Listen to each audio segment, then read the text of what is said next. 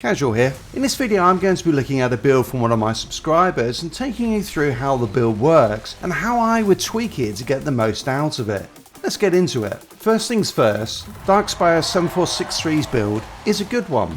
It has top tier survivability through Protected by the Anomaly, Skilled Sentry and extra skill life leech. The damage of Shadow Power and Claymore Torrent on Funeral Power is increased via debuffs. Tainted Blood, Captain Hunter, Despair, High Intensity and the Seismic Commander gear set. Bleed is applied via Bloodshock on Earthquake, which is also buffed through Grand Crush, Earth's Legacy, Second Quake and Earth's Heritage. Skull cooldowns are reduced to around 10 seconds and less via Endless Tremors and Perpetual Motion. Elites are taken down quickly via the combo of Endless Mass, Earthquake, 2 Gravity Leaps through Double Jump and a Moaning Winds Radiation Splash Nuke on Guillotine, which does between 5 and 6 million of damage. So given all of that goodness, why would I want to change anything? Well, firstly for me, the Devastator does its best damage through debuffs and not through its skills itself. The reason for this is that the Devastator lacks ways to buff its anomaly power through skill activations or gear set bonuses, with the only option being the class load Paladin, which requires that you drop a damage dealing skill for a survivability 1.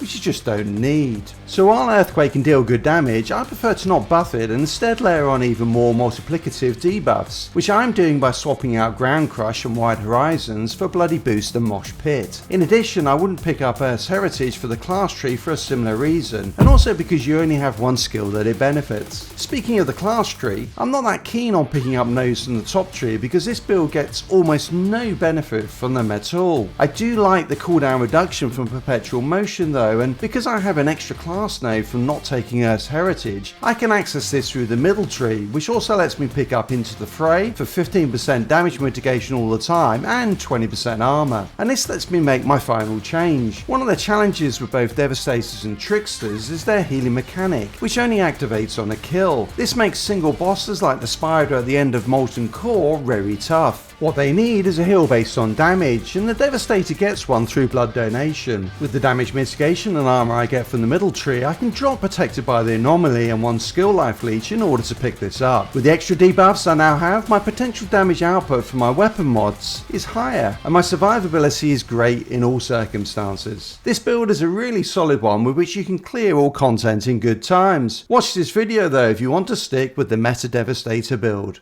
Till next time, Casual out.